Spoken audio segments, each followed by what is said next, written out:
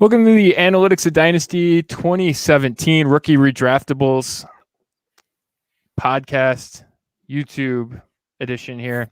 We're back for another. We did a couple in a row, and then life intervened in pretty comedic ways. Not comedic, I guess, but in a comedy of errors more than it was actually funny. And so here we are. We're back. We're getting ready for rookie drafts. Spent a lot of time before the show talking about rookie drafts. So exciting time. And we, so same ground rules apply. This is we're redrafting Superflex. We're going to do 2 rounds, and we're going to go in order here. We have pre-drafted and pre-selected the order, and I believe for the 3rd consecutive episode, Chris is going to go first. I am going to go second, and Adam is going to go third. So we've already had a little brief discussion. I think there might be some consternation here, so we'll see. All right, Chris, I don't think there's going to be any suspense at 1, but I'm all ears. All right, so I think this is the easiest of easy picks. Number 1, Patrick Mahomes. I don't think there's a lot that really needs to be said about this. His rookie season, he sat most of the season, but then quarterback 1, quarterback 6, quarterback 4 since then. Easily the most valuable asset in Superflex leagues right now, so no question that he's the number 1 pick in this rookie draft. Ryan Pace is holding on line 2, and he wants a word. Oh my God. Still thinks it's Trubisky. What could possibly go wrong with that pick, huh? Yeah, I mean, it's locked into the Supermax deal, and already has a Super Bowl ring on his finger, and it's tough to really argue with it. You just kind of hope that they protect him, but otherwise, outside of that, you're feeling pretty good. Adam, you have any thoughts on the first pick? Yeah, no, I mean, it was pretty much a lock. I mean, he's everything even from an NFL team standpoint, I mean, every kid wants to be Patrick Mahomes at this point. So, I mean, I no issue with him going 1. So. Yeah. All right. So now we're here at 2. And yeah, it's funny you say the thing about all the kids want to be him. And all I can think is that commercial where he's, where they're all getting the haircuts like him, so that way they can get the insurance discount. And they're like, no, it's just, they're all like looking at each other like, no. All right. So here we are. Now we're up to 2. And I do think there's debate here. And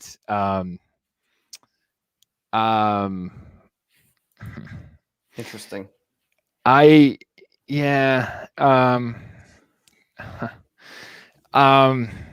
right. I'm a little nervous about one player for reasons that I think are relatively obvious. Okay. So I'm not going to take him. I'm taking Kamara. And here's the deal. I'm taking Kamara. Him and Christian McCaffrey have the exact same wins over replacement in the first 4 years of their career. Kamara did it earlier, and Kamara is coming off of elite season this year.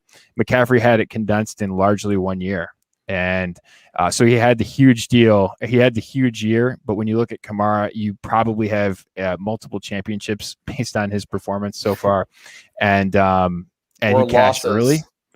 And he cashed early, and he was a personal favorite of mine. So I love McCaffrey as well, but I think with Kamara, he was my guy in this rookie class, and he's paid off in just spades. So I'm a huge Kamara fan, and I'll take him over McCaffrey. So that's the drama at 2.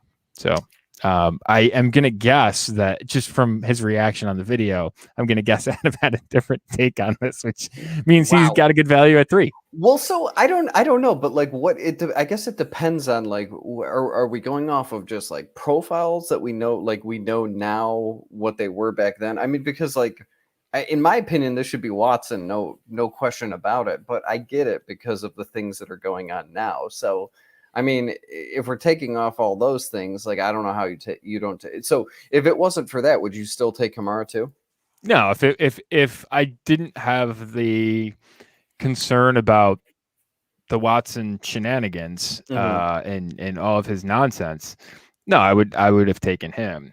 But just going, if with what I know right now, Kamara probably banked me a lot of league fees, and it's been a huge. And McCaffrey has too, and Watson has too. I mean, this isn't some of the other draft classes we had, right? This is prime.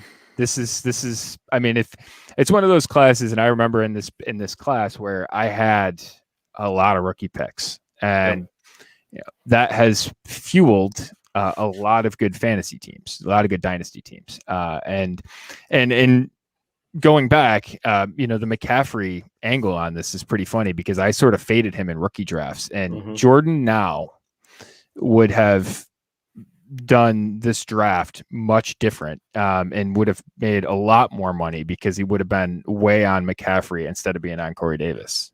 So that's a good point. So let's talk about this for a second. So let's just say we're in a 1 quarterback league, and you know what you know now about like profiles. Who's 101 in that class? You don't know the outlook on their career. You only know their profile from college, but you can institute like anything that you know from AOD 1, 2, or 3. Is it Christian McCaffrey 101? If I had to go back and do it all over again, with what I knew at the time and incorporating, without knowing you're basically asking without knowing how their career has turned out, with all the knowledge that we gained about player profiles between 2017 and today, with all of that knowledge, what would I have done? I would have taken Fournette at 1. I was just going to say Fournette. Yeah, I would have taken Fournette at 1 because I had essentially no questions about him as a player. I knew exactly who he was. I thought he had receiving ability too, even though he hadn't done a ton of that. It really wasn't his thing, but he's shown that he can do that.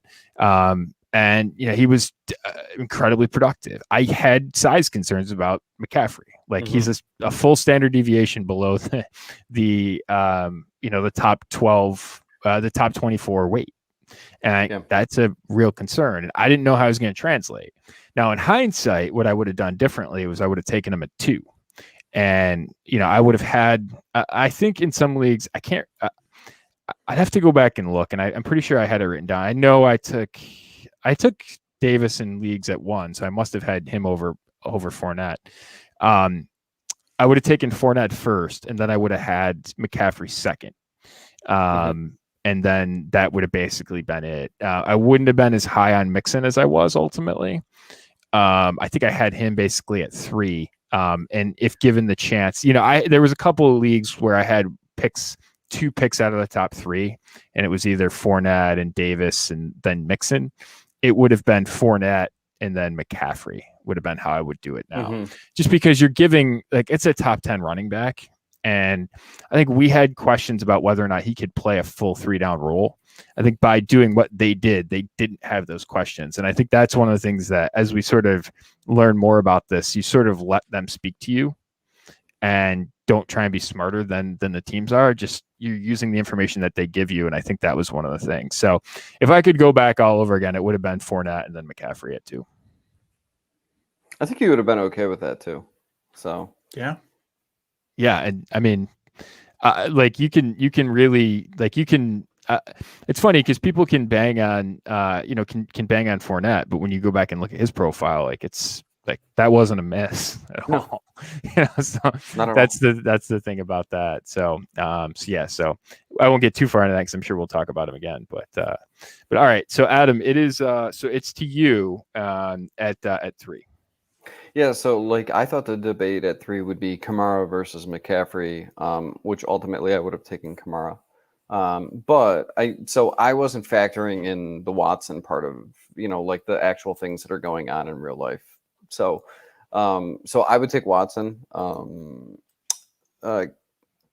He's basically played the QB4 or higher on all 3 of his hits, and he's hit in 3 of 4 seasons. He had a little bit of a rough start, but the 3 seasons after that, he played at an elite level. So, love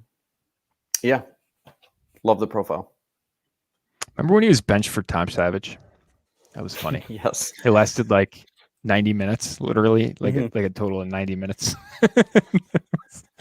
Like, oh, we're gonna turn the keys over to this guy. Like, oh, all right, perfect. Yeah, the whole Bill O'Brien stunt never really happened. So yeah, I mean, we could talk about all the other stuff. We don't need to, but I mean, on the field, it's tough to argue with. It's absolutely impossible to argue with what he's done on the field. So, yeah, I think in almost any other class he'd be 1, right? So that's how good this class is. He's 3. Yep.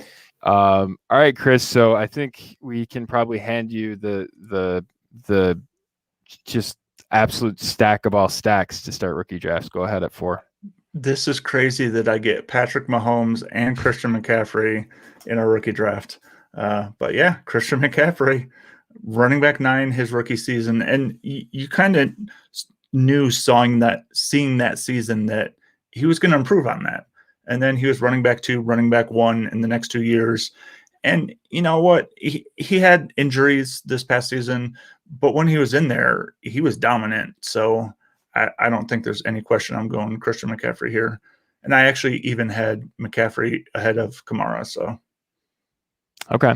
All right. Yeah. See, that's where I thought that was the debate that we were going to have with that Adam and I were going to have was going to be about McCaffrey and Kamara. I don't think there's a clear wrong answer. Right. Yeah. And if someone wanted to take McCaffrey, I'd be like, yeah, it's fine. Like I totally get it. Yeah. But yeah, I'm sort of I mean I've stated where I'm at, so it's fine. All right, so now it's back to me, and this is actually where I think it gets a little interesting because I think you can go a number of ways. And like this class is so good, so I think that's the leading part of this. I'll take Dalvin Cook, and I'll take Dalvin Cook because. He's still locked into a deal. He is the third highest WARP guy of the non-quarterbacks in this class. So he's at 4.74 wins over replacement over the first 3 years, and that is almost a 2-win performance this past year. So that's excellent. I was a little concerned with him coming in. And I've got very little concerns at this point. It's interesting though, because when you look at his career, it has been, there have been, it was running back 72, running back 29, and then running back 6, and then running back 2. So you get like when you just compare that to like how good Kamara is, it's 3, 4, 9, 1. I mean, there's just no miss there, and just how far ahead of. Cook he is. Cook's only been better than him in one season. That was 2019 season. So, but yeah, I'll take Cook and stack the two of them together and feel pretty good about it. Yeah, I was a little bullish coming out, when he was coming out too, but still had day 2 pedigree. I think his issue was, I believe they had speed concerns with him. Like they didn't have a good 40 time on him. Like for his size, they thought he should have ran faster, whatnot. But I think that it was a stacked running back class, and he just happened to be I think he was the 4th one drafted. So I think Mixon was actually ahead of him, but yeah. So I mean, his profile is not as good as the other ones in terms of draft pedigree, but he's still, in terms of production, I mean, he's been a beast. So, yeah, I think there was some off-field stuff too that led him to fall a little bit. But yeah, it was a totally awesome landing spot for him too. It ended up working out really well.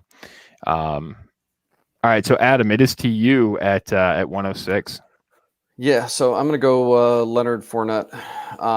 He has 2 top 10 seasons. I mean, I think a lot of people just undervalue him, and they think that he's just not really produced. And you actually have a RB3 season out of him this past season as well. So had top 5 NFL draft pick pedigree, and I mean he's hasn't produced like the other ones that we mentioned, but I think he's has 2 sneaky top 10 plays. So top 10 seasons. So yeah, Fournette for me.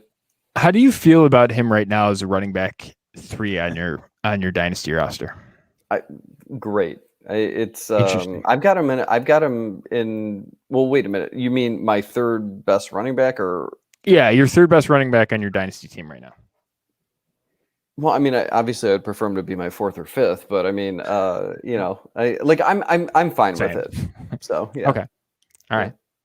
All right. No, that's fine. Just curious. Just wanted to see. Well, I Chris, think you do can. you I have- think you can okay. win with him as like your RB2. Actually, like I think you can do that if you have like an elite.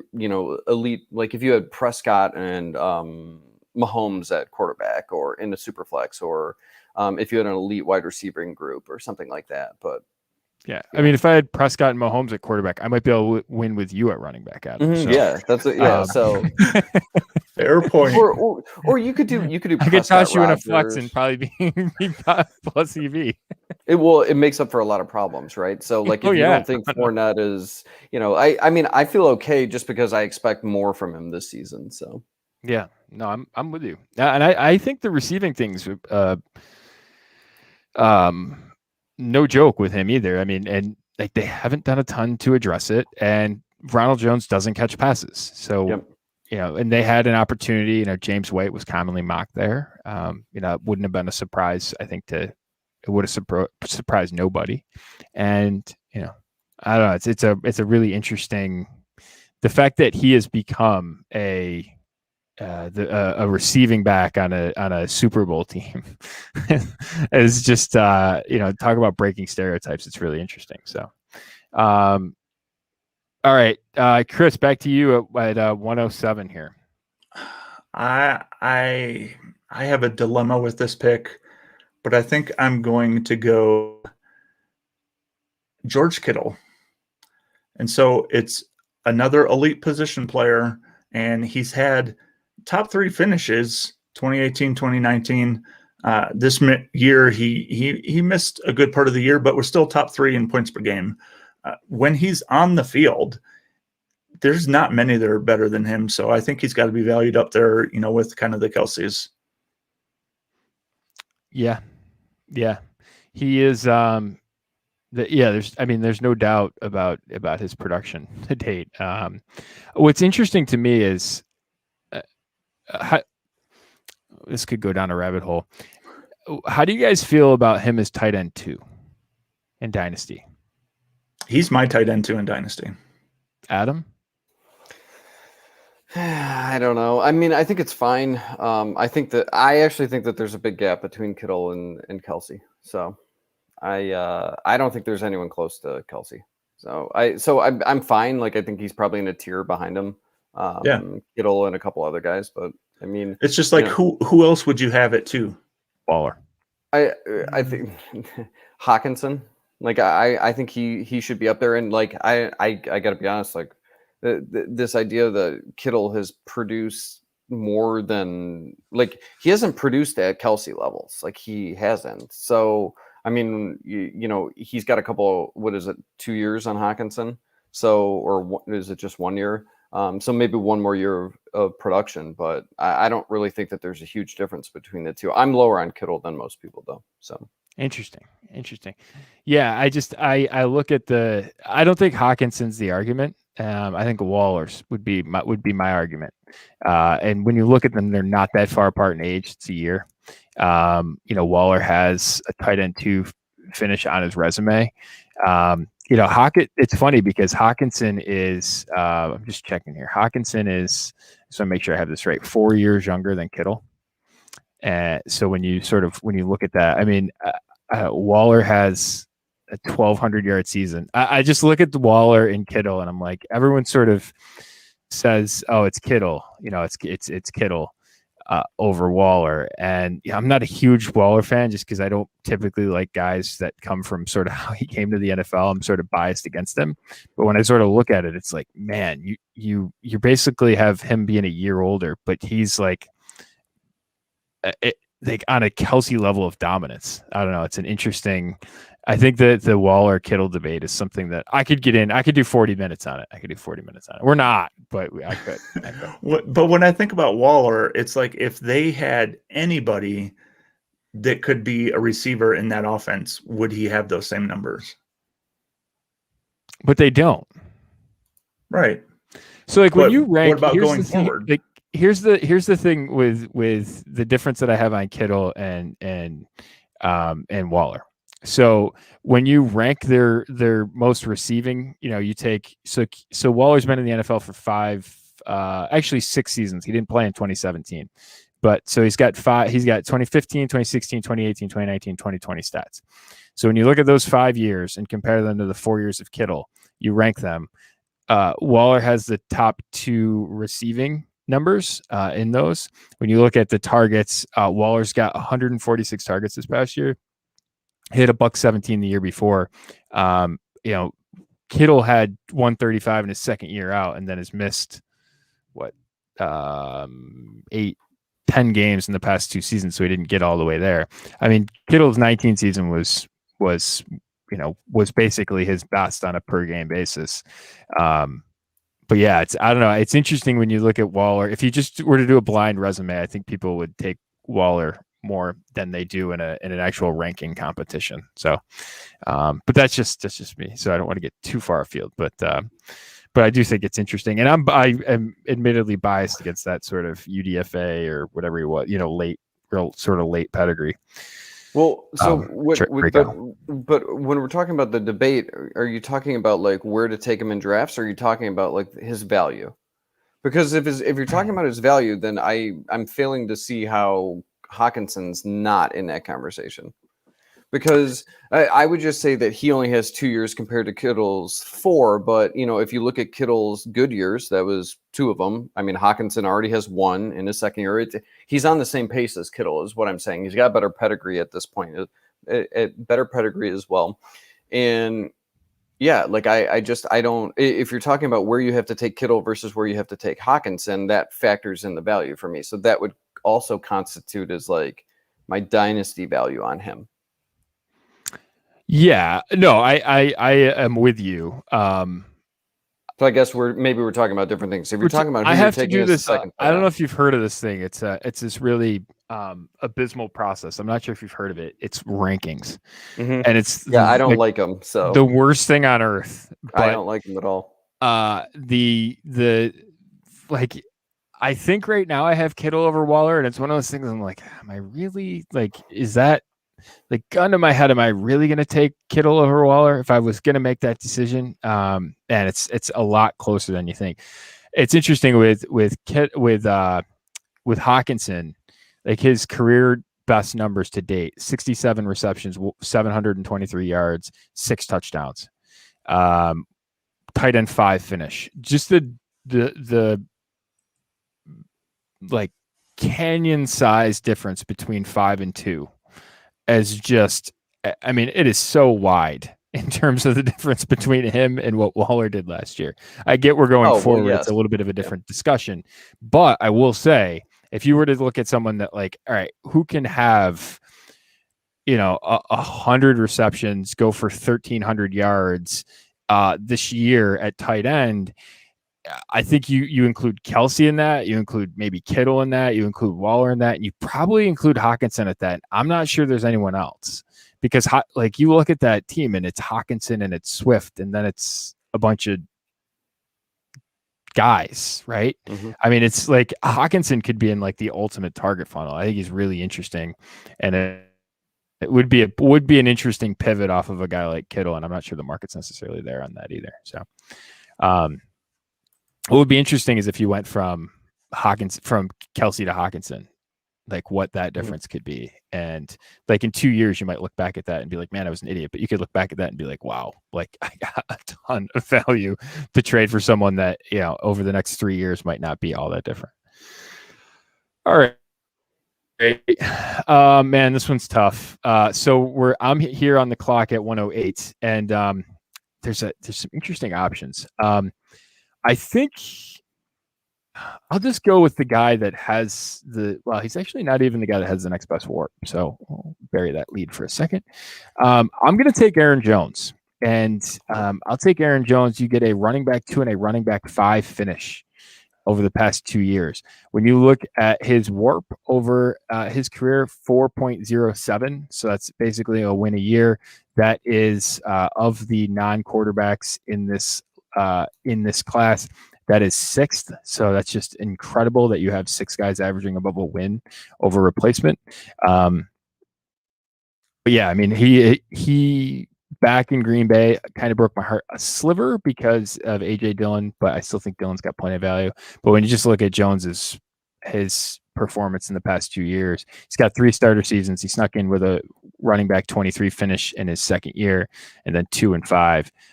Just a really big time difference maker over the past couple of years. So I like him, and I will take him at 108. And then I will turn it over to Adam at 109.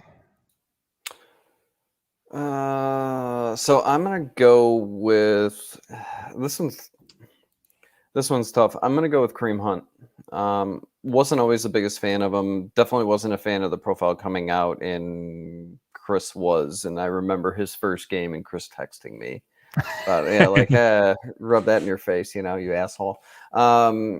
So yeah, like he pleasant surprise, started out and rookie season RB4 overall, followed it up with another RB1 season, and then I think the thing that sucks is like he got in trouble or and got booted, and so then obviously a down year. But funny, I don't know that people even know this. He had an RB1 season this year, so and he was platooning with Chubb, and Chubb went down for a little bit, but. Yeah, a RB10 overall season. So like, yeah, I wasn't a big fan. I think that through that one off season or that one season where he got cut and everything, I was probably sticking with him if I owned him. I didn't own him at the time. I was probably going to stick with him because I wasn't going to sell him for pennies on a dollar. So, but his value bumped back up. It's not where it was before because he was the new hotness there for a year. So, but yeah, I'll go with Kareem Hunt. How about this? In seasons he has not been suspended, has been a top 12 running back. And the 3 seasons he's not been suspended. Tight end, running back 4, running back 12. Actually, was he suspended and running in that second year? The second year, I believe, is when he got cut, right? Like, is that when it happened? I'm almost positive of it. 2019. Yeah. 2019. Oh, yeah, 2019. Okay, and then so 4, 12, 48. That was the year that he missed time, and then running back 10. So, and that's with Chubb. So, I looked at some of the efficiency numbers and I like kind of like squinted and I was like, I'm not sure that's repeatable. But when you sort of look at the profiles right now, the 4th best WARP in this class for the for non-quarterbacks, behind only McCaffrey, Kamara, and Cook. 9.8 was his ADP. So I need to correct myself too. It was 2018. Well, wait, I think he got cut in 18 and he was suspended the first 6 games or 10 games.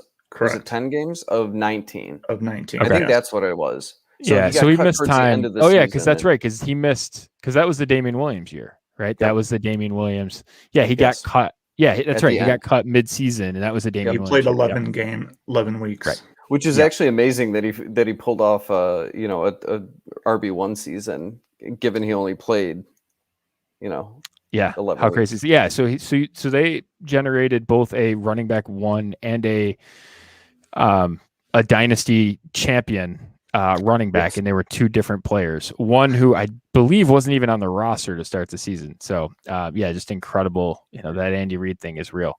We'll see if Clyde Edwards-Helaire can live up to that Hunt profile. All right, so now we're back to Chris at 110. And here, I think I'm going to happily take Joe Mixon. As a Mixon owner, I was maybe a little frustrated that they didn't really let him run loose in that rookie season. And I think they were still a little conservative in the first half of 2018 too. But he did manage a top 10 running back finish, played well in 2019. They just weren't really a good team. So he had fewer scoring options. The past season, again, a top 10 running back through 6 weeks. Then he suffered that foot injury that just never got better. I still really feel good about Mixon. I don't feel really good. I feel optimistic about him going forward. And I still probably have him, I think, higher than the market seems to be on him. Yeah, he's an interesting market. He's definitely an interesting market valuation player at this point because he seems really illiquid. It's tough to move him, but you sort of look and you're like, all right, 3-down running back. I could quibble about some of it, but yeah, in the 2 seasons where he was the guy, running back 10 and running back 13, yeah, it's tough to sort of argue with that usage and that combo, even if it's not maybe running back 6 isn't in his range of outcomes, but it's more in like the running back 8 to 20 range. Like that feels a pretty comfortable range for him when he's healthy. So, and that's basically what he's been. So, all right, I'm going to take the lone guy on in this class that was actually better than him in WARP so far that we haven't taken, and that's Austin Eckler. And so when you look at Mixon, so Mixon was running back 3 in the class at 103. He's basically 3.8 in terms of ADP. There's been Kamara. There's been McCaffrey, Kamara, Cook, Hunt, Aaron Jones, Leonard Fournette, and Austin Eckler ahead of him in WARP. So he is the 8th running back in WARP. So when you think about Joe Mixon, you think, all right, he was the 8th best running back in his class in terms of wins through his first 4 seasons, and you're like, wow, that's a really good class, right? If that's what you're if that's going to be the backhanded compliment we're going to make about Joe Mixon, like this is a damn good class. So I'll take Eckler. The running back 4 finish and was that 2019, the huge season. Basically that was when Gordon was out, and then all that drama happened. It's just a huge production season. Comes back this past year, is hurt. Signed a really team-friendly deal too. I'll be interested. He's one of the better running back contracts that's happened in recent years from a team side. So I'm excited for him to get back. I think this offense can be pretty juiced up with him, Herbert and Keenan Allen here going forward. So it's going to be a fun watch there for sure. But I'll take Eckler as a value at 111. Multiple facets to his value too, right? Like he was a 1 injury away guy that we really liked. He was a big combine guy or numbers guy. Had the production too, but he was also good in spurts as just a backup or when Gordon would go down, and he had lots of just value, and like you could get him on the cheap and be a 1 injury away guy, and if you had him, now you've got him with the top 4 finish. So I like him. Yeah, for sure. All right, so now it's back to Adam. I'm gonna let you guys take over for a second. I will be right back. You guys make your picks, discuss them, and I'll be right back. All right, Christopher. I'm gonna go with Juju Smith-Schuster. All righty. I think is he our first wide receiver taken? Yeah, I'm pretty sure he is. Yeah, so he has only one wide receiver 1 finish, but does have wide receiver 21 overall, and then this past year wide receiver 16 overall. Did have a dip in 2019, but he did have that follow-up wide receiver 8 overall in his second year, and I feel like you could get out of him in 17, you can get out of him in 2018, and then he kind of came back down to reality in 2019, or the people against the profile were crushing him, and he had that 2019 season. But let me ask you this: so how do you feel about him re-signing with the Steelers?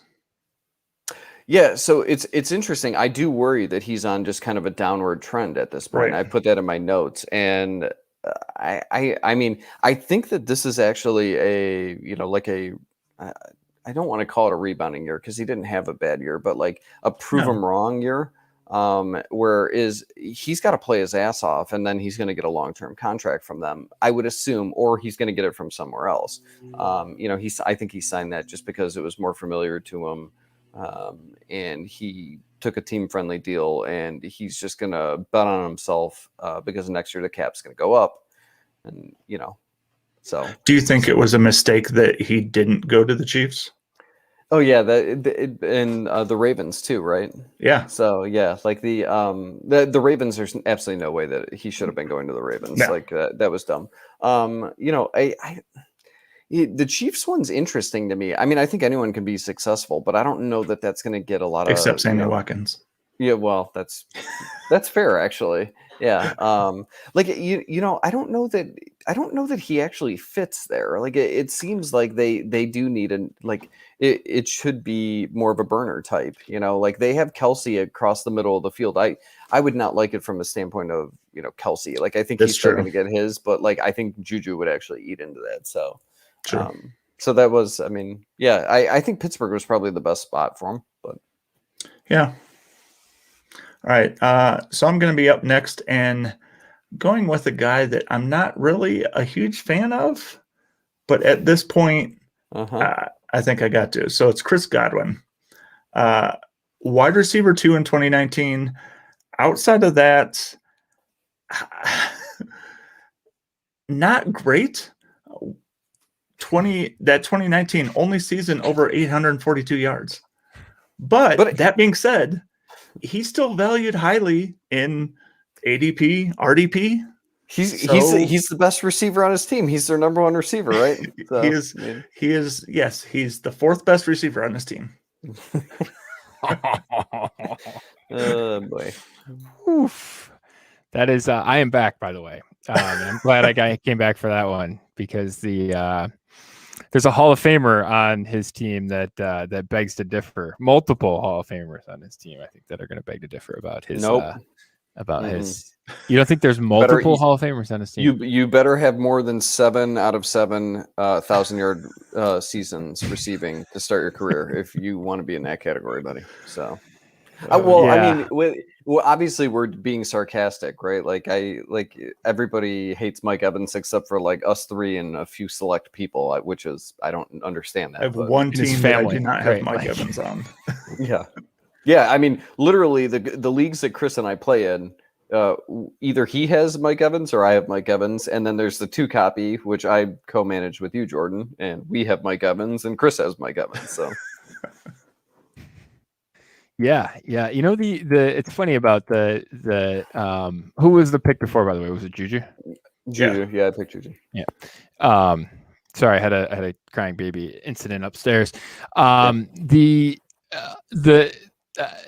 NBA has this thing, and I don't think they have it on Pro Football Reference, but the NBA has it, which is like a Hall of Fame probability predictor.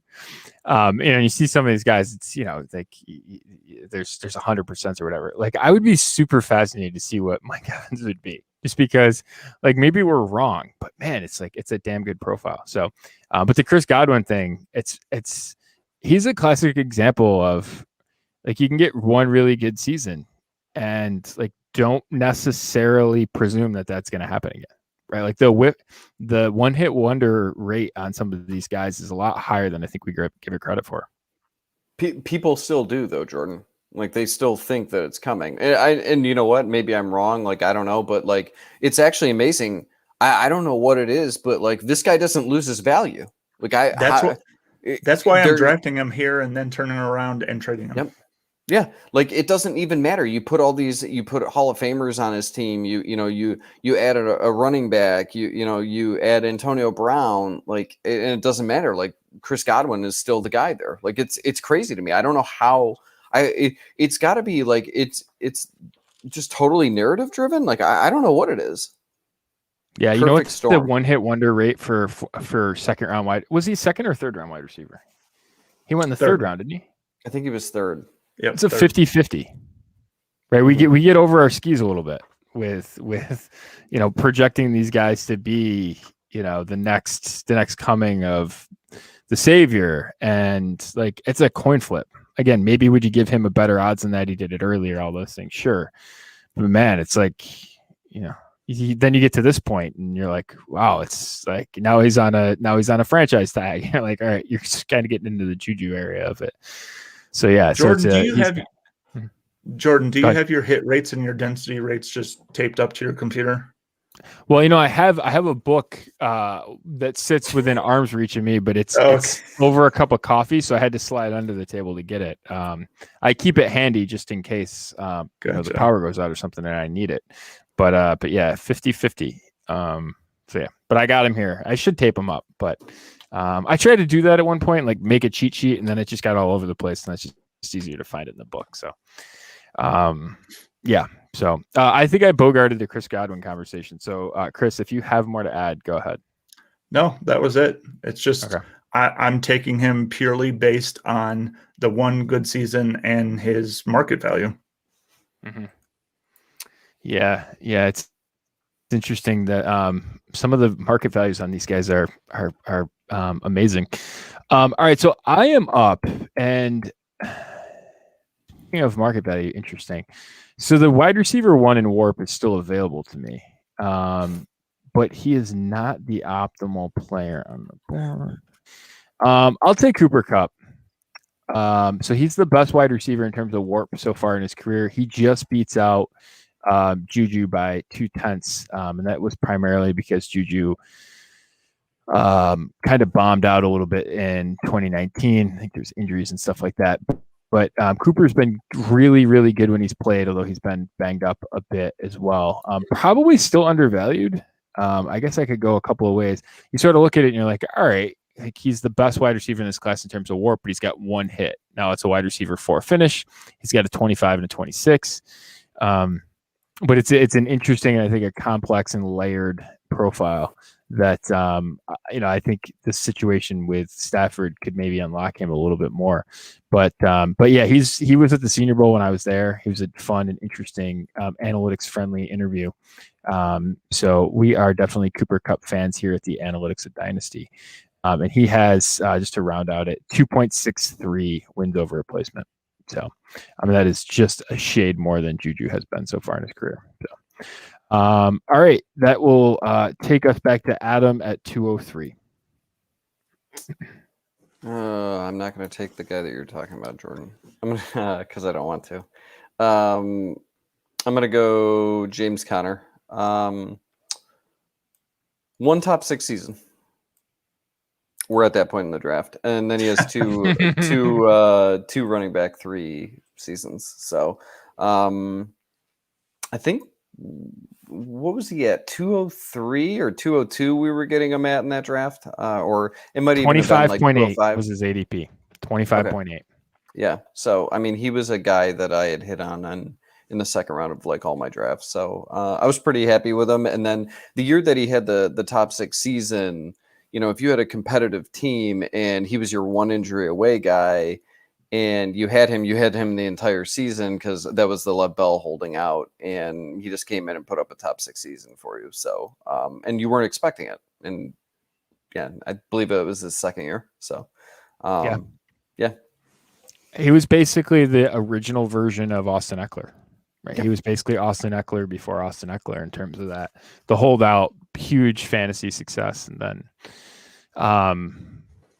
then sort of leveled off. We'll see if Austin Eckler sort of elevates back to that, or where his arc goes. But running backs, and this is just you talk about the asymmetry of the position, about how important upside is.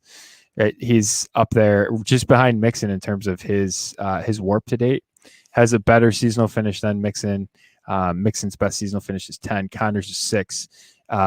Mixon has finished better than him in every other year, but this past year when Mixon missed time. So they're 2 for 2, I should say. But yeah, it's that huge hit really, really can compound. So yeah, big James Conner. And it's funny because he was at 25.8. And if I just took out all the drafts where, people that subscribed here, or, I took James Conner, like that would have been firmly in like mid third round rookie drafts, because we dragged that ADP really far up from where it was. It was like Madison, big standard deviation there. Yeah, so. I remember it was supposed to be like 3rd round, and like every rookie draft, I would have to take him a little bit earlier, and I'm like, God damn it, these guys, they keep putting his name out there, and like this is crap. So yeah, it's funny because he's one of the few day 2 running backs to ever have a round 3 ADP. Yeah. And we actually got a couple more in Lynn Bowden, and that was, definitionally we'll see how we characterize him as a running back. But Darrington Evans was the other one too this year. So, but that was a loaded class. This one was too. So, so that those are rare though. I think there's been definitely less than 10 in the last couple of days, in the last since 2008 when we have data. But yeah, it's a pretty rare and unique profile. So, all right, we are back to Chris at 204. All right, so I'm going to do it. I'm going to take the wide receiver that, again, I don't particularly like, but at this point, Kenny Golladay. I think he'd been getting better each season. 2019 was top 10 wide receiver finish. Pretty good in a few games this year, but lingering injuries kind of kept him out for most of the season. And I know the Bears, I think, had made a push to get him in free agency, but he ends up landing with the Giants, which, I mean, too bad they don't have a quarterback, but hey, it is what it is. So this is interesting because when you look at him and Godwin together, and you say, similar pedigrees. Yeah, look at the profiles, and then both guys came in really hot to in year 2, and then kind of had really big year 3s, and now are sort of they didn't take that super elite step. And is that Kenny Golladay being injured? Godwin was injured as well, but you sort of look at them and you're like, and they paid Kenny Golladay quite a bit of money, but it's an interesting. How dense is that profile going to be? Because you sort of have questions about it is ultimately the thing. And Kenny Golladay will always go down in Analytics of Dynasty lore for being the player that inspired density. So I think that's a notable. We should have probably had him higher on the board for that. Few people ever get a chapter in the Analytics of Dynasty written about them or inspired by them, and Kenny Golladay is one of those people. So the sweet sounds of Kenny G. Kenny G. All right, it's back to me at 205, and I'll take Chris Carson. And so he is right there with Connor in terms of WARP. So the 10th running back in this class in terms of WARP. He is at 2.65 wins over replacement. So just think about the steep decline. Kamara and McCaffrey are essentially the exact same WARP, and Carson is basically like a third of that. So when you think of that, he's a little bit more than a third of that, but it's just crazy how steep of a difference that is. But Carson, 3 top 24 seasonal finishes in a row. He's back with Seattle. Again, it's just he comes from basically firmly in the late 3rd round of rookie drafts and comes all the way up. He was running back 15 in this class. So when you look at the guys, it's funny, of the huge guys that we've drafted already. Jones was running back 16, Eckler was running back 31, James Conner was running back 12, Carson was running back 15. So you got huge hits out of just the depths of the position. So it's a really good this goes without saying, it was a really, really good draft class. All right, so we are, and I think Chris Carson's probably undervalued. I might need to go out and make some trades for him. So it's going to be put it on the Jordan to-do list for this week. All right, Adam, you're up at 206. Yeah, this one's kind of tough. I'm going to go with Evan Ingram. Really a big fan of the talent. He's a has first round pedigree. Huge rookie year. Top five season as a rookie, which I feel like the majority of people were not expecting. And then he's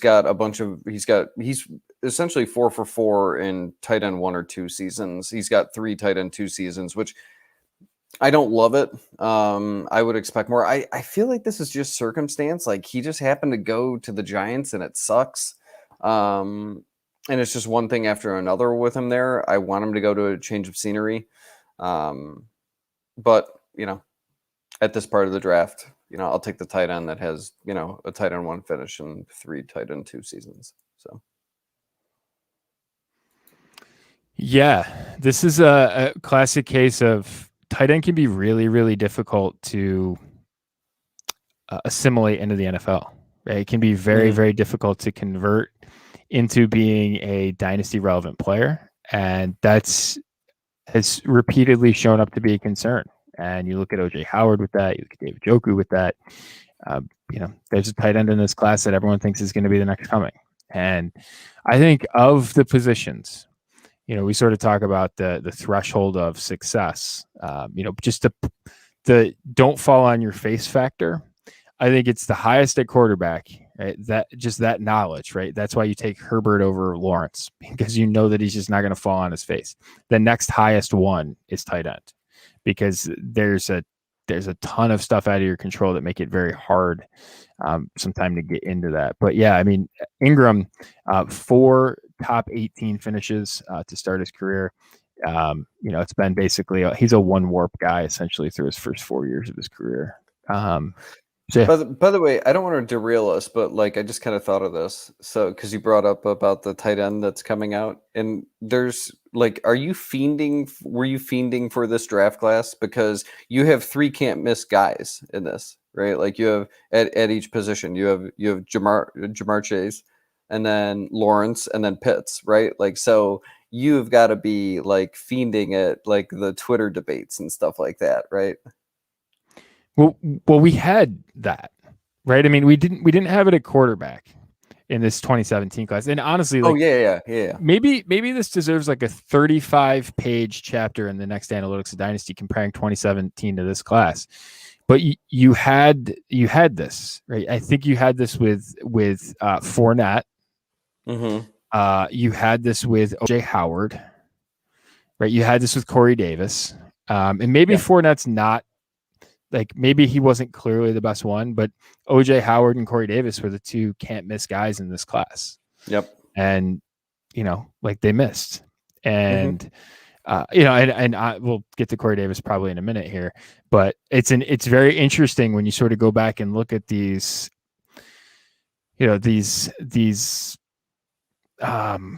predetermined or, preordained, I guess, guys. And it's like the whiff rate is a lot higher, and we're not that good at it. And you look at guys that have had first round ADPs and rookie drafts for tight ends, it is not a great result.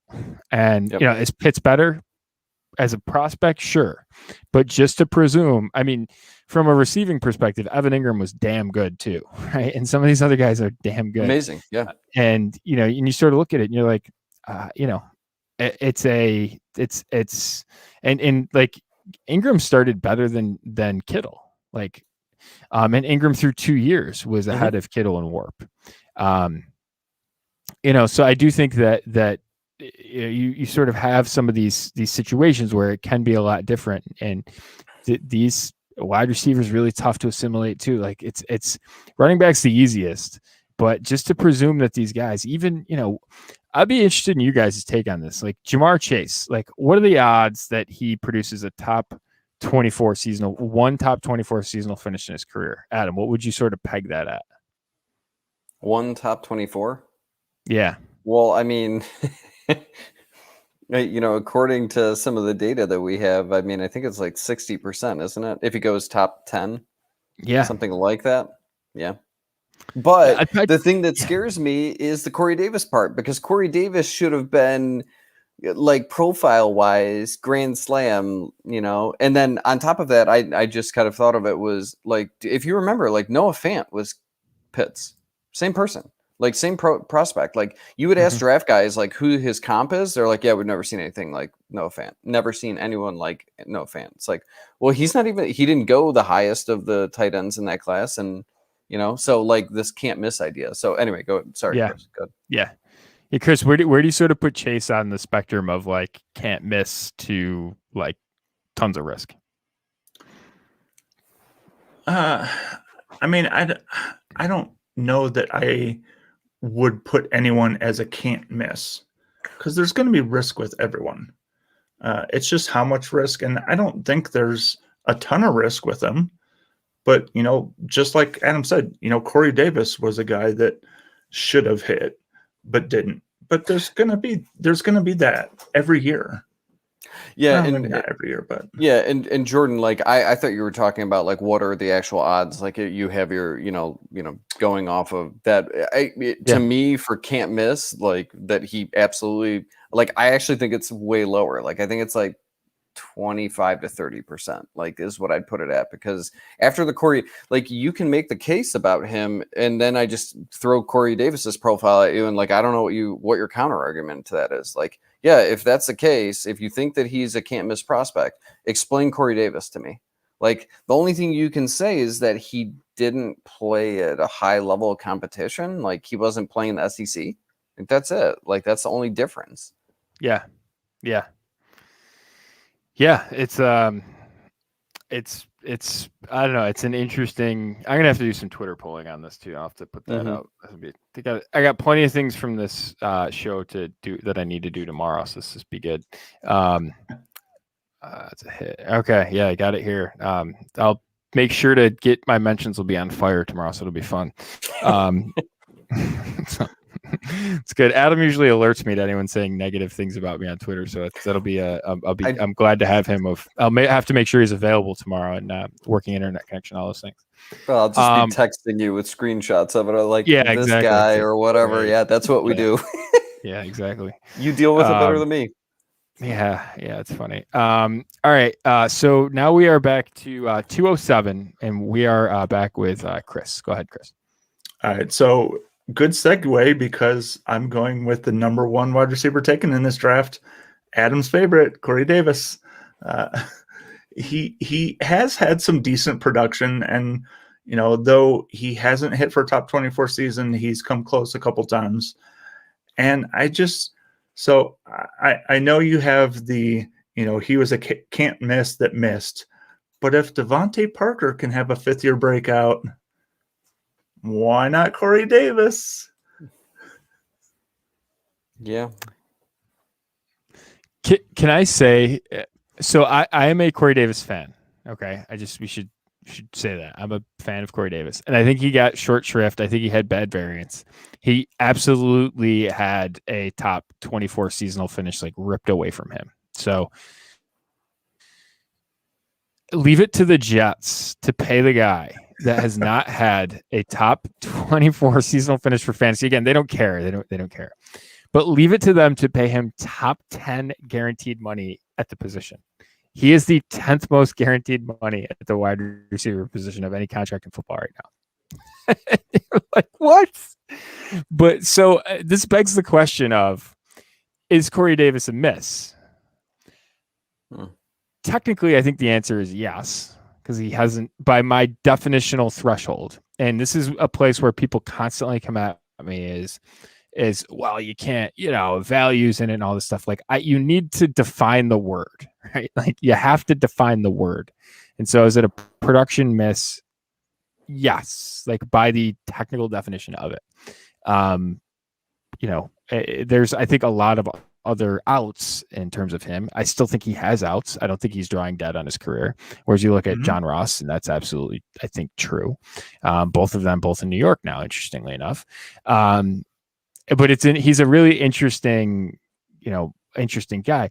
I want to do a series on like, give me like the grungiest, dirtiest, like 140 target upside guys. Like, and maybe it even needs to be less than that, but like John Brown and Corey Davis like fit into the threshold of like could absolutely post like monster volume. Monster's a wrong word, but like 120 target volume and like a kind of like super cheap, like not particularly like attractive coming into the season way, and then all of a sudden you're like, wow, like that was actually a really good season. And like both of those guys are like bridge players because of that. It's a really interesting, I'm not willing to necessarily rule Corey Davis dead yet, but I think he's an interesting. He'll be, if he hits, like he'll hit that Devontae Parker. No one else has ever done it. So the fifth-year wide receiver one breakout. But Davis is probably in the best position. He's in a better position than Parker was, interestingly enough. And the guys that have hit that late threshold, again, it was year 4. And I think Parker also had a year 5. He had a top 36 finish too before that breakout as well. So I'm terrified to trade Corey Davis. To trade him Terrified. or to trade for him? No, trade him. Because he's held him on his team for so long. Well, the other thing is with these guys is like they're like when you watch Corey Davis and he has like these giant games, you're like, oh my gosh, like beast. Like then you see it and you're like, yeah, you should be doing this all the time. Like I don't know what is going on here, but like he has these great games and then all of a sudden he'll throw up a goose egg and you're like, what the hell is happening? You know, and so like if you're talking about being peppered with targets, like, but Jordan, with what you said about like paying him top 10 money at the position for a guy who's never done anything, like this is why, like everybody talks about Joe Douglas being this sharp guy, and then he just does that, and then like it makes me think like I don't know that I really trust him if he's going to actually take Zach Wilson at 2. Like I don't know that he's going to be right on that because he's supposed to be this sharp GM that, you know, kind of came in with Gase and, you know, like he, you know, had to get rid of Gase before he could do anything. And now you're kind of seeing like Philly, like, does Philly really know what the hell they're doing there? And he's from that tree. And you know what I mean? Like there's starting to be a bunch of red flags. And the fact that Corey Davis is one of them is, I hate it, but it is one. Yeah. So I'm just pulling up some trades here. So the Analytics Dynasty trade database. Corey Davis in a third for Mecole Hardman in a second. That's interesting. Corey Davis for Chase Edmonds. Corey Davis in 211 for Matthew Stafford to start 1. Corey Davis in 109 for Aaron Jones. Which seems criminal for Aaron Jones. Like he's kind of all over the place. It's interesting. Like it's some of the constructs with him. I do think he's accessible. Man, that Aaron Jones one can look really bad in 6 months. Was that after Jones was re-signed? Yeah, it was last week. Yeah, that was. We have. Let's see here. I'll do a little check. See here. We have in the past week. We have well over. We have 10 plus trades of Corey Davis just in the past week. So yeah, that Aaron Jones one is just after, you know, that was 3 or 4 days ago. So as we're recording this, so he was actually included Corey Davis and here's an interesting one. Corey Davis and Jared Goff for Deshaun Watson in a future third. That's in Superflex. Oh, I don't know quite how I feel about that. I think the Watson side's obviously the upside one, but I think you guys actually surprisingly get floor out of the other side. So it's an interesting debate. All right. Well, since you sniped me at 207, and I can't really complain about that because that seems like that seems just stupid to complain about it because it's at 207. Now I could go in honor of Sean Payton and do Taysom Hill, which I'm not going to do. I will take what the hell? I'll take my guy Jamal Williams, and this is about where I was getting him in drafts. I'm just a huge fan of his, and you know, he probably underperformed what he did. Again, here's a guy that's still drawing alive in terms of his career, and gets it better. I have a theory about Jamal Williams. And it is, I'm sure you guys have experienced you work with a guy who's a horse's rear end. He doesn't really know what he's doing, but everyone sort of shines a light on him. He's constantly screwing stuff up, but he's like the golden boy. And then you get the guy who shows up to work and maybe he's a little frumpy, but he's very good at what he does, right? Maybe not excellent. Doesn't excel, but like he's your go-to guy. It's like, hey, I need something done. And you're like, all right, I'm gonna go, I know that Joe will have it, right? Like, Phil over there, he's an idiot, but everyone thinks he's brilliant, but he's an idiot. But Joe, he sort of knows basically everything. And he can sort of do, whatever. It might not necessarily be like the most flashy thing, but he'll sort of get you everything done. That's Jamal Williams. And that's a very underrated quality to a coworker, to a friend. And in the NFL, like the fact that you can do a lot of different things at a position that, frankly, the difference between huge elite production and, sort of the Jamal Williams level, like, isn't that different in terms of winning games? Like just being that dependable about doing basically everything. I still love Jamal Williams. So he's actually up here in terms of warp stuff. This is amazing. He has a higher warp number than Evan Ingram does. So that just talks about some of the positional biases here. But yeah, I'll take my guy Jamal Williams. Better. He's outproduced. Funny people that he's outproduced: Evan Ingram, Corey Davis, and OJ Howard. So for being a guy that wasn't particularly athletic and all these bad narratives about him that pop up on Twitter, funny dude too. Met him at the Senior Bowl. He was a hilarious interview. And yeah, I'll just leave it at that. So, but yeah, I'll take Jamal Williams. I feel like people don't even know how good he is, or not necessarily good, but like how he produces. Like, I had him cut in a draft last year, and I got him and I had the very last pick of the draft, 5th round, and I just took him. I played him multiple times this season and got production out of him. And I think his upside in terms of his production is a little on the limited side, or at least it was when he was in Green Bay.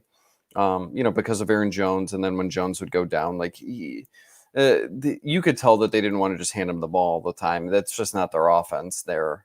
And so I don't know that you were going to get like an injury game where he comes in and he scores 30 fantasy points, but is he going to get you like 18, 20, 22? Like, yeah, I think that's certainly possible when he is, gets the lion's share of the carries in a game. So, but he's also in like if you're starting 11 or starting 12, like you can play him every week because he's going to get points. At least he was.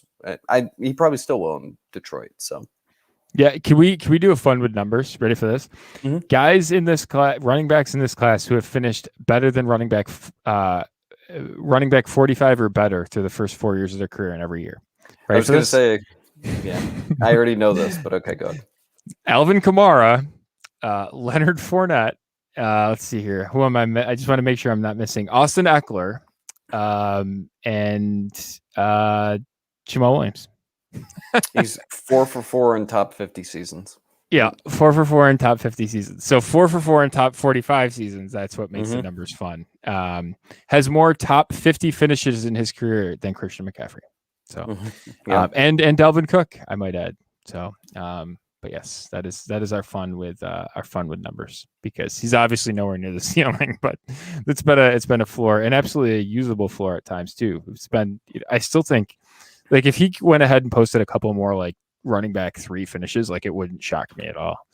Even if he never got a start, like, it wouldn't be terribly surprising. So yeah, because the Lions didn't give him peanuts to join their team. That was not insignificant money to bring him in.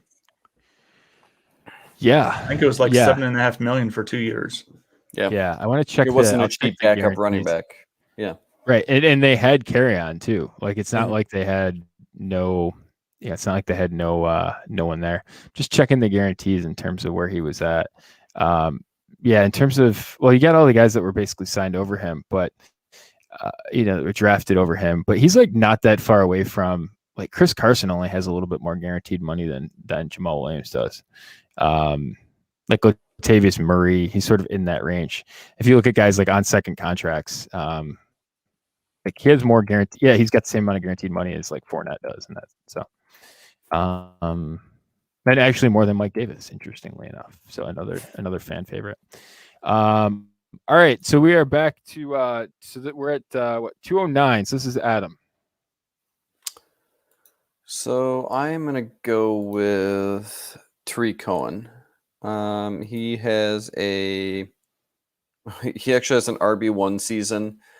He kind of came out hot as a rookie, and then put up in season 2. He had that running back 11 overall season. I feel like I was probably dealing him after his first year, but if for some reason I hung on to him, following it up with a RB11 season, I was certainly getting out of him at that point. So, I would take Tariq Cohen here. So, I like it. Probably the worst contract in football. Probably the worst. It's bad now. Yeah, we talked about that on our show, I think, at one point too. Yeah. Yes. Not good. Not good. All right, Chris, your last pick here at 210. All right. So another guy that, again, I don't really like, but Mitch Trubisky. And I just want to say, if you're a Bears fan, how pissed are you looking back at this? Your team traded away 3 picks, one of which ended up being Alvin Kamara, in order to move up one spot so you could take Mitch Trubisky as the first quarterback when you didn't even need to. That being said, he was a starting quarterback for the better part of 4 seasons, so there is that value, and he did finish quarterback 15 in 2018. It's also likely he's probably not going to be a starting quarterback again, so there's that. Yeah, there is that. Yeah, he's one of the interesting. Just to note. Oh, go ahead. Sorry, Jordan. Oh no, go ahead. I was just going to say, just to note, Ryan Pace still has a job. Like, I don't know how this is possible. Like, I seriously, like, I don't know how you made that trade up for him, and then seeing what Watson and Mahomes turned into. Like, I don't know how he has a job. Yeah. So can I forgive the miss on Trubisky for a second? Because I think that there were reasons why Watson and Mahomes went later. Like, I sort of get that. In hindsight, it looks horrible, but I don't think it was necessarily like the worst thing that he has done. So like, I would come at him and say like, yeah, you missed on this pick, but like plenty of GMs have missed on top 10 picks, right? And plenty of them, like we could go back through history and like, there's a lot of them. But the Tariq Cohen deal, like the Jimmy Graham deal, like those are deals that like are horrible. And so like missing on a top 10 pick at quarterback, you're like, that sucks. Like, yeah, that really hurts. And honestly, that probably hurts more. But that's a lot of those things you can't not necessarily control for, but like there's a big miss rate there, right? Like just those guys, that's a big miss rate. The other stuff that he's done has been the stuff that's been just terrible. Like the Cohen deal is so bad. The Jimmy Graham deal is horrible.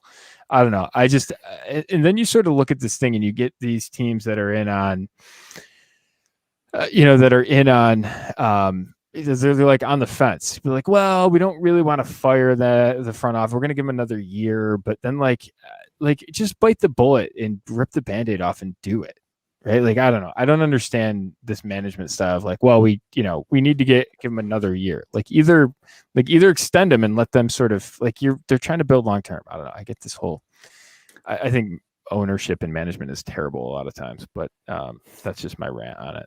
So I think what made the Trubisky miss even worse is that they didn't just wait at 3 and take Trubisky there. They traded up one spot, giving up a lot of draft capital to take him as the savior of their franchise, and it just didn't work out. Yeah. And I guess the counterpoint, like Jordan, what you were saying about like you get why they did it. Like if you're saying it was like more for the like you wanted the safe pick there, isn't it Watson? Like Watson to me was the safe pick. Like to me, when you were looking at them as prospects, like Trubisky was a little less refined and he had maybe a little bit more upside, and Watson was kind of more refined and they thought that he kind of had a higher floor and he didn't have a ton of upside. And then Mahomes was just completely upside. Like he was risky. Like I feel like the safest pick there was Watson, but we just didn't like him because he was just successful in college and that was it. All he did was, play his ass off and lose to Alabama and then came back and beat him the next year. It just, if I was going to make that pick and I wanted the safe pick, like it would have been Watson for me. So, but you're right. I mean, like giving running backs that are not even elite or don't have elite seasons contracts like that is, I mean, I don't even want you to pay Christian McCaffrey what they paid him, and he's good. So. Yeah, and I was going to say one other thing too is that Adam and I are from the Cleveland area, which is where Trubisky went to high school, and I think people in that area still didn't even believe that he was going to be a great quarterback either. No. Mm-hmm. So can I just go another step on the front office thing? San Francisco passed on those quarterbacks too, right? Mm-hmm. Like Jacksonville did too. Like Tennessee did too, the Jets, right? Like what's amazing to me is that like, I don't know, maybe the Bears did get baited. But like the idea that San Francisco was going to take a quarterback at 2, like, shouldn't have been foreign. like they should have. And and obviously in hindsight, like, now knowing what we know now, like, they absolutely should have. But it's interesting that, like, they get maligned for actually doing it when you look at some of the other teams that are in that range that didn't, and they don't get maligned for it, right? Like the Jets took Jamal Adams and didn't take a quarterback. Yeah. And that has worked out to them to some extent, I guess. But it's interesting to me. I don't know. Would Carolina, if they could go back, would they have taken McCaffrey, or they would have taken one of the quarterbacks? Like, I think you absolutely would have taken the quarterback in hindsight. And it's just interesting. Like, all these teams did pass. Cincinnati passed, so like all these teams, like, yeah, Chicago did it and missed, but I don't know. It's interesting that just the narrative that gets painted about some of these guys, where in hindsight, like, they had the courage to do it, missed, and everyone else sort of gets a free pass on it because they didn't. But that's fair. I don't know. It's interesting. The Jacksonville one too is, to me, like, they took Fournette and everyone's like, oh, the obvious pick there was quarterback. Like, at the time, Bortles, like he ended up leading them to an AFC championship game, like, less than a year after that Fournette pick was made. I literally just ranted about this on our show the other night. Like, this idea that these teams are going, when you get up this high, but you were still a good team, though, it doesn't happen. Like, I remember this with, like, the Elliott, when the Cowboys took Elliott. Like, the Cowboys knew that they were never going to be up that high. They were competitive at the time. The only reason that they had a high pick was because Romo had gotten hurt. Like, they weren't taking a quarterback there. And that same draft, it was like Rivers and the Chargers. And it's like, yeah, like, but they think that they're competitive. So they're not taking a quarterback just to sit them because they have the opportunity to take a quarterback. So, like, if you actually think you're a good team and for some fluke reason, you're up there, like, you're not taking a quarterback unless it's like elite. And the only time that happens is like the Colts taking Andrew Luck when Manning goes down, but it doesn't happen unless there's like a trade up or something like that. They're not going to take a quarterback in those situations. It just doesn't happen historically. So yeah. And it's interesting when you look back at this class too, and you talk about, hey, they missed on a quarterback. All the other teams, like, the only guys that are still there, and Mike Williams is there but hasn't signed like a long-term deal. The only guys that have signed, the big extensions with their teams, it's Myles Garrett. I'm not sure he's inked yet. Has he re-signed the long-term deal? Yeah. I'm not up on that one, but I know he's in line for it, obviously. Jamal Adams was traded. Christian McCaffrey signed, and Mahomes signed. The other guys in that class, it's John Ross, Mike Williams, the aforementioned Jamal Adams, Corey Davis, Fournette, who they cut on a rookie deal. Corey Davis didn't even get extended a 5th-year option. And Solomon Thomas, who's absolutely bombed. And, like, so it's interesting that Chicago gets dumped on for, and again, I'm not defending their front office because I think they're bad, but it's interesting they get dumped on for taking a quarterback when these other teams didn't and still whiffed. You know what I mean? Like, at least they took a shot and were wrong. I don't know. It's interesting, but almost 2-to-1 touchdown interception ratio for Trubisky. But I do have plenty of concerns. If you blind resumed him too, I think would be surprised about, like, what they selected. He had good games in his career, so maybe that'll be another one I'll have to do. Yeah, he did. That's probably a endorsement of Nagy being a good coach too, I might add. All right, so but he would have a 6 touchdown game and then followed up with a 3 interception game and 0 touchdowns. Yes. He is poor Allen Robinson. Oh, no. All right, so this is my last pick. So the right play here, I think, is Marlon Mack. So Marlon Mack came in, day 3 guy, way outperformed what I ever thought he would. I thought he was, I coined him as there's some guys that are no bullshit runners. I coined him the all bullshit runner coming out of college. I just thought he did some really unnecessary tactics in terms of his running style coming out of college, but turned into being a really good back. And the injury hurts. Obviously, it's that's always the concern with day 3 guys, is you sort of get hurt and then it can go away really, really quickly. But yeah, hit really good back and way outproduced what I ever thought he would in a loaded running back class. I mean, I'd have to go back and look, but you have basically like half the teams in the NFL got good running backs in this class. It's pretty remarkable. Some of them got 2, Green Bay. But yeah, it's a pretty remarkable class all told. Honorable mention to Matt Breida as well. Yeah, and Adam, you're the last one up here. You're the last one up. Yeah. So I'm gonna go with David Njoku. He has a top 10 finish, and he has actually a tight end 2 season as well. He has first round pedigree. He's obviously not going to be. I don't think that he's going to do anything in Cleveland this year. I'd be surprised if he's on the team, but who knows? I know he's already starting his stuff on Twitter and stuff, so we'll see. But complaining about $6 million is, not a good look, but whatever.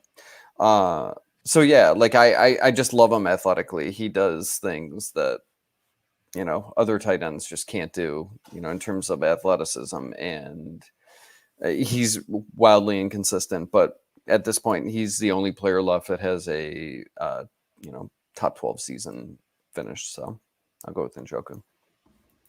Yeah, not the not the 8-figure man, Jonnu Smith. It is actually David Njoku. Mm-hmm. Interesting how these things happen. So, you guys have any big picture reactions on this class? I mean, is there any big takeaways? Yeah, we covered a lot of ground. Obviously, that wasn't entirely just specific to the players we discussed. But you guys have any other big pictures? Chris, I'll start with you. Takeaway on the class. I guess not really. I mean, there are so many good players in this, especially up at the top when first round. But, we got through 2 rounds and still guys that you're going to want to take in startup drafts now. So, mm-hmm. Yeah, it's totally true. What a deep class. We could have gone 3 pretty easily. So, Adam, any big picture reactions for you? Yeah, I think, can't miss stuff, right? Like we had a can't miss wide receiver and he missed, and I thought we had 3 tight ends that were basically can't miss, and it's debatable on them. I think the lack of a top 5 tight end would probably be the issue with them. But yeah, like I'm kind of shocked that we had the receivers. We just we were so high on Corey Davis and we were so high on these tight ends, and I think we were, pretty disappointed in them. Meanwhile, like the running back class we thought was good, and it actually turned out to be exceptional. So, yeah, it was just weird because if you would have said like who's not going to exceed expectations or what positions, I wouldn't have said that tight end would be one that I thought for sure would have hit. Right. Big time. And wide receivers, I would have thought that between Ross and Mike Williams, which we didn't even talk about either of them, being in the top 10 along with Corey Davis. Now, I think the thing to remember here is that they were reaches because no one expected Corey Davis to go 5th. And then there was kind of a chain reaction. Yeah.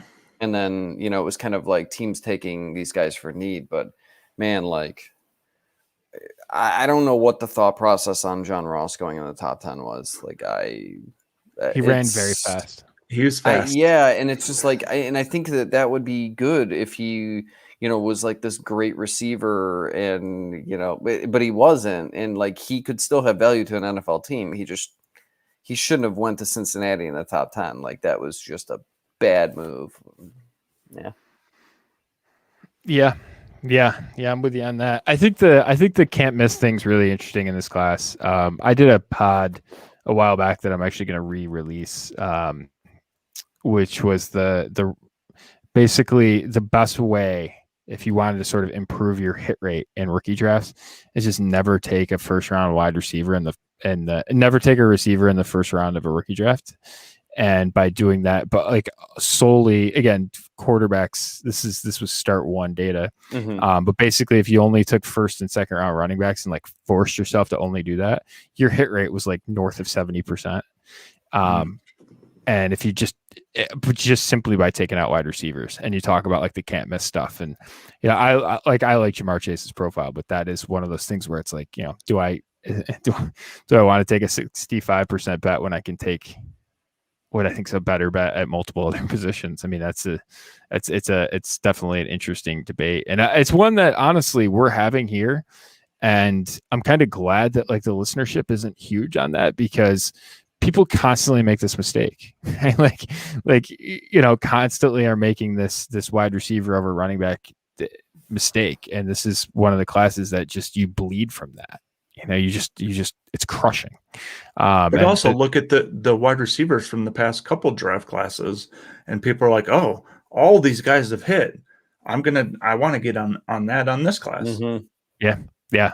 And the worst part is like, I always grade I think a rookie class is only as good as the running backs are. So you can't have this can't be a great class, because you might get, like, if I set an over under at 4.5 on guys that go in the first 2 days of the draft, like it's a pretty reasonable, like that's a pretty close line, right? I don't think maybe I take the over slightly, but and probably at least one of those is going to be an undersized guy. Like, all right, like where you look at this class where it's just like all of these guys were at least threshold, and the guy that wasn't ended up being the second running back off the board in this draft. Right? The one guy that was like undersized was McCaffrey, and he was a top 10 pick. So you just look at all these guys, and it's just like, all right, like 215 pound, three down running back, 215 pound, 3 down running back. Like it's just over and over and over again. It's just really tough when the classes like that. Those classes are easy. This one's, I think, a lot harder because you don't have those profiles to, bail to. So it'd be really interesting in terms of, just you essentially making this a punt class after you get like out of the top 8 to 10 picks or so, I think is probably a plus EV. So, but all right, well, that'll do it for this. Again, guys, thanks for being back here. I appreciate you joining us, and a lot of ground covered here. Until next time, continue embracing the variance. Check out Top Dog Dynasty, and we will talk again very soon.